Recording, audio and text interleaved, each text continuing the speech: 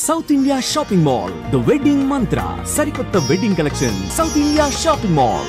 అన్నమాచార్యుల వారి వంటి వాగ్గేయకారులు ఈశ్వర కటాక్షం చేత పొందిన విద్య, వారికి తెలియని సంప్రదాయం, వారికి తెలియని పురాణ సంబంధమైన విషయాలు, వారికి తెలియని ఆరాధన రహస్యాలు ఉండే అవకాశం ఉండదు.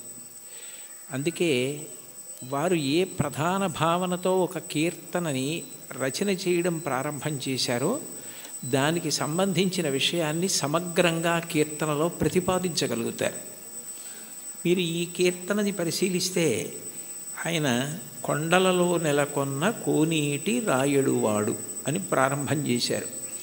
శ్రీ వెంకటేశ్వరుడు కొండలలో నెలకొన్నాడు, 7 కొండలలో ఉన్నాడు అన్న విషయం అందరికీ తెలుసున్న విషయం. అయితే యథార్థానికి భగవంతుడు కొండ మీద ఉండడానికి ప్రధాన కారణం ఏమిటంటే, కొండ మీద ఉన్న దేవుణ్ణి తెలుసుకోవాలంటే కొండ ఎక్కాలి. 84 లక్షల జీవరాశులలో చాలా జీవరాశులు భూమికి అడ్డంగా వెన్నుపాం ఉండేటట్టు పుట్టి అడ్డంగానే వెన్నుపాం పెరిగేటట్టుగా బ్రతుకుతాయి. మనిషి ఒక్కడు భూమికి అడ్డంగా పుట్టి నిలువుగా పెరుగుతాడు. అంటే మనిషి ఒక్కడే ఊర్ధ్వముఖ చలనం చేసి భగవంతుణ్ణి తెలుసుకోగలడు. కొండలలో నెలకొన్నవాడు అన్న మాటకు అర్థం ఏమిటంటే, నువ్వు ఊర్ధ్వముఖ చలనం చేస్తే తెలుసుకోవడానికి అవకాశం ఇచ్చేటటువంటి వాడు. అందుకనే ఆయన ఆనంద నిలయ విమానమనందు ఉంటాడు. అసలు ఈశ్వరుడికి పర్యాయ పదం ఆనందం. కృష్ణుడి పేరు కూడా నిజానికి కృష్ అంటే నిరతిశయ ఆనంద ఘనము. అటువంటి ఆనంద స్వరూపమైన భగవంతుడు నీకు అనుభవంలోకి రావాలి అంటే నువ్వు ఊర్ధ్వముఖ చలనం చెయ్యాలి. ఆయన కోనేటి రాయడు. సర్వసాధారణంగా నదుల యొక్క తీరాలలో ఈశ్వర దేవాలయాలు ప్రతిష్ఠితమవుతూ ఉంటాయి. అక్కడ స్వయంభూగా వ్యక్తమవుతూ ఉంటాడు. కానీ వెంకటేశ్వరుడు మాత్రం స్వామి పుష్కరిణికి ఎనలేని ప్రాధాన్యతనిచ్చి దాని పేరే స్వామి పుష్కరిణి అయింది. శ్రీ వెంకటేశ్వర సుప్రభాతానికి సంబంధించి మనం ఇచ్చే మంగళహారతి శ్లోకాల్లో కూడా శ్రీవైకుంఠ విరక్తాయ స్వామి పుష్కరిణీ తటే రమయా రమమాణాయ వెంకటేశాయ మంగళం అంటాం. వైకుంఠమునందు విరక్తి చెంది స్వామి పుష్కరిణి తటమునందు నివసించుతున్నవాడా అని పిలుస్తారు. దీనికి సంబంధించి బ్రహ్మపురాణంలో ఒక విశేషం కనపడుతుంది. సరస్వతీ నది ఒకప్పుడు గంగానది కన్నా తాను గొప్పది కావాలి అని భగవంతుడిని ఉద్దేశించి తపస్సు చేసింది. మనకి శాస్త్రములను పరిశీలిస్తే దేనికైనా పరిష్కారం ఏది సాధించాలన్నా దానికి సాధనము తపస్సు. అసలు ఈ సృష్టి ప్రారంభంలో భగవంతుడు వాడిన మొట్టమొదటి మాట తపస్సు అంత గొప్పది. అందుకని గంగానది కన్నా తాను గొప్పది కావాలని సరస్వతీ నది తపస్సు చేయడం మొదలుపెట్టింది. పులస్త్య బ్రహ్మ అక్కడికి వచ్చారు. పులస్త్య బ్రహ్మ వచ్చినప్పుడు సరస్వతీ నదికి అధిష్టాన దేవత ఉంటుంది. ఆవిడికే కాదు, ప్రతి నదికి అధిష్టాన దేవత ఉంటుంది. ఆ అధిష్టాన దేవత అనుగ్రహించినప్పుడు ఒక రూపంతో ప్రత్యక్షమై కనపడుతుంది. అందుకే భాగవతంలో పరీక్షిత్ ప్రాయోపవేశం చేసినప్పుడు అమ్మా అని పిలిచిన నరు పొమ్మ అని ముక్తికడకు బుత్తువట, కృపన్ లెమ్మా నీ రూపముతో రమ్మా నాకెదురంగ గంగ రమ్యతరంగా అంటాడు. కాశీఖండంలో శ్రీనాథుడు కూడా గంగ అధిష్టాన దేవత ప్రాణోత్క్రమణమవుతున్న వాళ్ళని వచ్చి ఎలా అనుగ్రహిస్తుందో చెప్తాడు. ప్రత్యక్షమై వచ్చి భాగీరథి గంగ మృదులహస్తము సాచి మీను నివురు అంటాడు. అటువంటి సరస్వతీ నదికి కూడా అధిష్టాన దేవత ఉంటుంది. ఆవిడ తపమాచరిస్తోంది గంగ కన్నా గొప్పది కావాలి అని. గంగానదికి ఒక ప్రాముఖ్యత ఉంది. ఆవిడ ఒక్కతే త్రిపథగా అంటే 3 లోకముల యందు ప్రవహిస్తుంది. ఆమె స్వర్గలోకంలో ప్రవహిస్తే మందాకిని, భూమి యందు ప్రవహిస్తే భాగీరథి, పాతాళమునందు ప్రవహిస్తే భోగవతి. 3 లోకముల యందు ప్రవహించేది త్రిమూర్తుల యొక్క స్పర్శ కలిగినది గంగానది ఒక్కటే.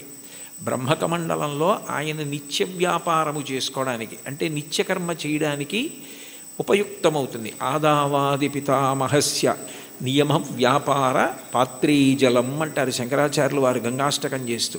ఆ తర్వాత బలిచక్రవర్తి వామనమూర్తికి 3 అడుగుల నేల దానం చేసినప్పుడు ఆ వామనమూర్తి భూమిని కొలిచి ఆకాశాన్నంతటినీ కొలిచేస్తూ పెరిగిపోయాడు. ఇంతంతైవటుడింతయై మరియుతానింతై అభోవీధిపై అంతైతో యదమండలగ్రమణ కల్లంతై ప్రభారాశిపై అంతై చంద్రునకంతయై ధ్రువినిపై అంతై మహర్వాటిపై అంతై సత్యపథోన్నతుండగుచు బ్రహ్మాండాంత సంవర్ధియ్యి అని. అలా పెరిగిపోతున్నప్పుడు ఆయన పాదం వస్తోంది. చూడండి, మీ పాదం మా ఇంట్లో పెట్టండి అంటారు. మీ పాదం మా ఇంట్లో పెట్టండి అంటే వాళ్ళ ఇంట్లో కూర్చుని పాదం జాపి వాళ్ళ ఇంట్లో పెడతాడా? కాదు. మీ పాదం మా ఇంట్లో పెట్టండి అంటే మీరు మా ఇంటికి రండి అని. విష్ణు పాదం వస్తోంది అంటే విష్ణు వస్తున్నారని.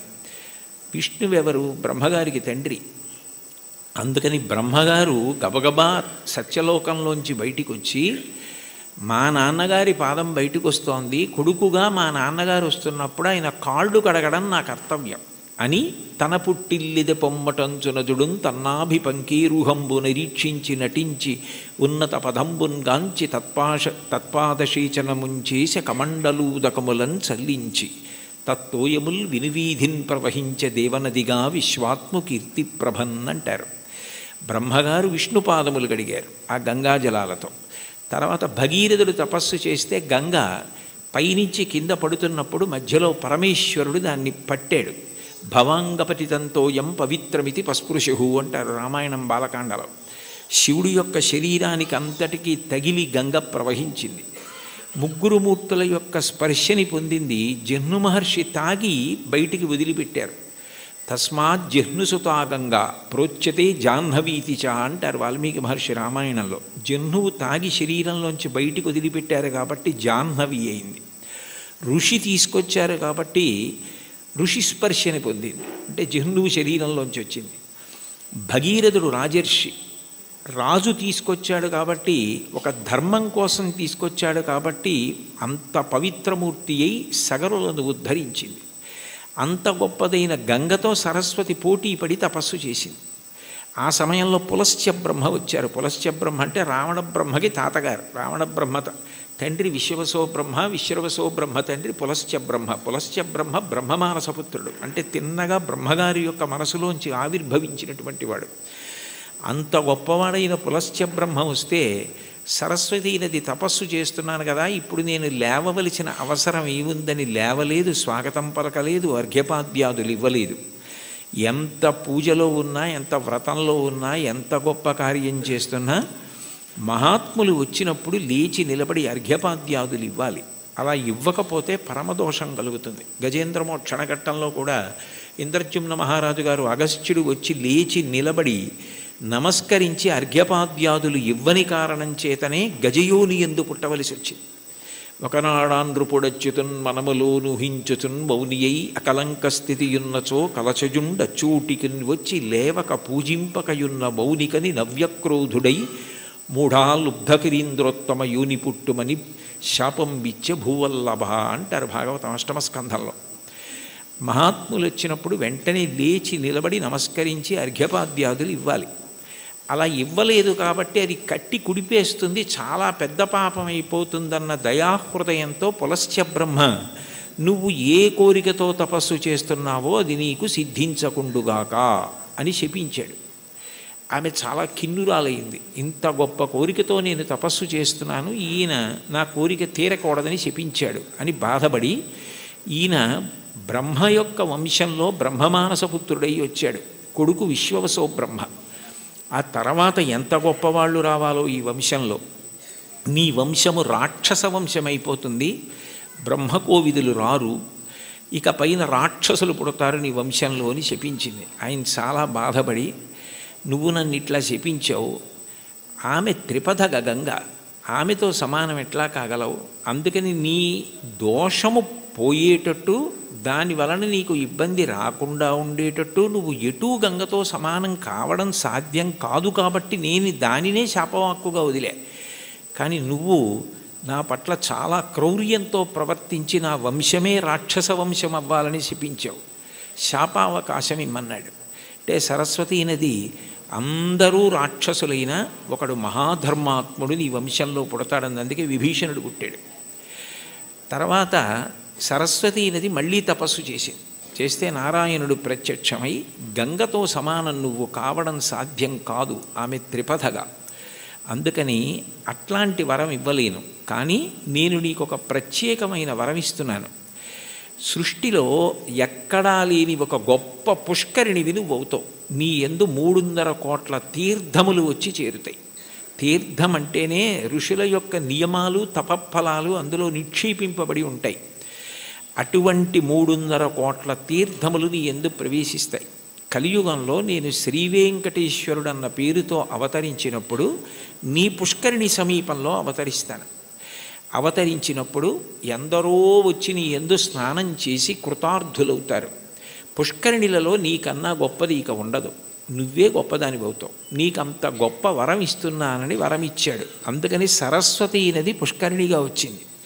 స్వామి పుష్కరిణిగా వస్తే శ్రీ వెంకటేశ్వరుడు సాక్షాత్ శ్రీమన్నారాయణుడు వెంకటేశ్వరుడిగా అవతరించాడు. కొండలలో నెలకొన్న కోనేటి రాయడు వాడు అంటే ఎప్పుడో తానిచ్చిన వరాన్ని నిజం చేయడానికి సరస్వతీ నదిని పుష్కరిణి చేసి ఆ పుష్కరిణి ఒడ్డున వెలిసినటువంటి దయామూర్తి. అందుకే స్వామి పుష్కరిణి స్నానం సద్గురోహో పాదసేవనం ఏకాదశి వ్రతం చాపి త్రయం అత్యంత దుర్లభం అంటారు. స్వామి పుష్కరిణి స్నానం అంత గొప్పది.